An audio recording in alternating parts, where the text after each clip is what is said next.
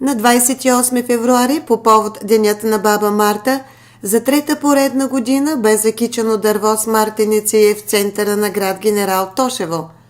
Инициативата е на Общински младежки съвет, Център за работа с деца и Комисията за борба с противообществените прояви на малолетни и непълнолетни, а мартениците бяха специално изработени от деца от детските градини и училищата в нашата община.